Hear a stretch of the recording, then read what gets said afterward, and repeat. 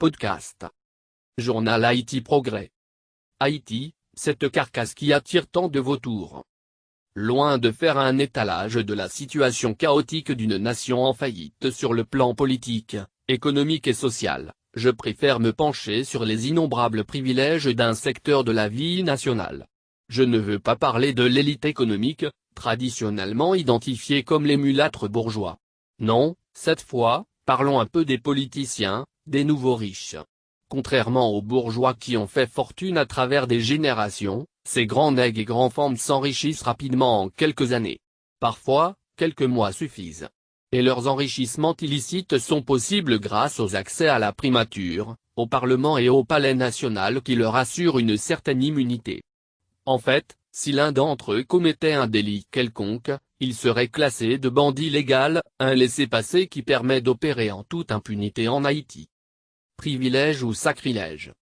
Pour mieux vous aider à comprendre à quel point l'élite de la politique haïtienne s'offre des cadeaux juteux, sans contrôle, je prends en exemple l'arrêté du 23 septembre 2015, de l'ancien président M. Michel Joseph Martelly, qui traite des avantages accordés aux anciens dignitaires de l'État haïtien. Le contenu est surtout centré sur les anciens présidents, ministres et secrétaires d'État. L'article 2 du document stipule, tout ancien chef d'État ou de gouvernement dispose a. D'un secrétariat. Ici, il faut bien noter qu'on ne parle pas d'un ou d'une secrétaire. Un secrétariat, c'est un bureau qui pourrait contenir plusieurs dizaines de secrétaires, assistants administratifs, etc. Pourquoi n'y a-t-il aucune restriction quant au nombre de personnel de ce bureau et au budget qui lui est alloué? Dans ce cas, il dépend de la bonne foi ou des caprices de l'ancien président de définir la taille de son secrétariat. B. D'un service de sécurité rapproché. Certes, il est impératif de contribuer à la sécurité d'un ancien président. Une telle exigence date des années dans nos lois. Le problème se pose surtout quant à l'effectif de ce service de sécurité rapproché. Faut-il un bataillon ou toute une armée pour protéger un ancien président? Que dit la loi quant au déplacement d'un ancien président qui voyage à l'étranger, dans le cadre de sa carrière musicale? En absence de loi définissant une quelconque limite du nombre d'agents affectés à un ancien président, on ne peut que spéculer. C. De moyens de transport adéquats. Par moyens adéquats, on peut assumer le transport terrestre, maritime, aérien. Est-ce que c'est le gouvernement en place qui définit ce qui est adéquat ou l'ancien président? Selon son humeur, un ancien président pourrait exiger une Ferrari pour ses déplacements en ville, une flotte de BMW pour ses voyages en province, ou un yacht luxueux pour ses vacances d'été.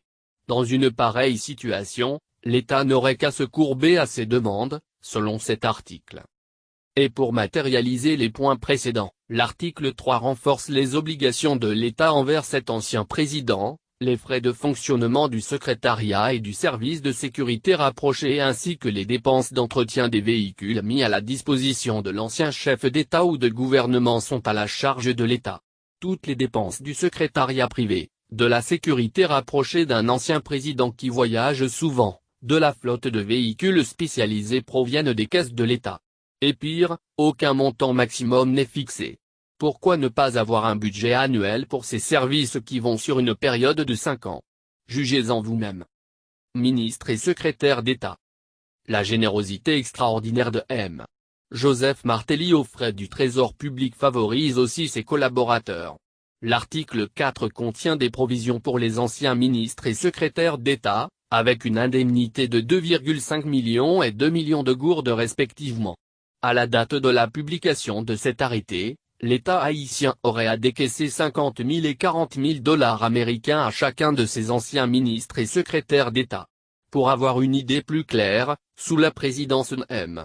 Martelly, on a eu 3 premiers ministres, M. Gary Conille, M. Laurent Lamotte et M. Evan Paul. Chaque gouvernement avait plus d'une vingtaine de ministres et plus d'une douzaine de secrétaires d'État. Du pareil au même. Aujourd'hui, avec le président Jovenel Moïse, rien n'a changé, à part la correction de l'arrêté présidentiel publié le 19 juillet 2017 dans le journal officiel Le Moniteur, numéro 113, pour couper les avantages à l'ancien président, M. Jocelyn Privert, sous prétexte qu'ils n'avaient pas été élus au suffrage universel. Si l'intention est de permettre au Trésor public de grossir un peu, on doit se demander pourquoi il n'a pas coupé les avantages aux anciens ministres et secrétaires d'État qui sont tout passés par nomination ou sélection. Dans le cas du président Jovenel, on compte déjà 5 premiers ministres, Dr Guy Lafontant, M. Henri Séan, M. Fritz William Michel, M. Jean-Michel Lapin et M.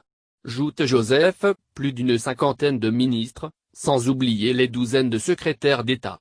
Tous peuvent réclamer leur compensation monétaire, sécurité rapprochée pendant 2 ans pour les anciens premiers ministres et 3 mois pour les secrétaires d'État et leur droit à une exonération de taxes à chacun d'eux pour importer un véhicule. Je vous invite à faire les calculs correspondants.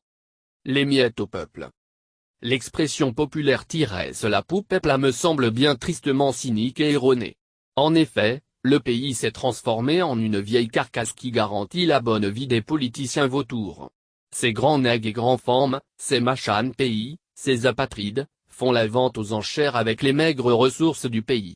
Ils s'accrochent fidèlement à certains bourgeois pseudo-haïtiens, complotent avec nos ennemis voisins dominicains et se soumettent aux directives du syndicat des ambassadeurs étrangers en Haïti, dit Core Group. Ils n'agissent que pour garantir la continuité de leurs avantages politiques et économiques, au détriment des intérêts de la nation.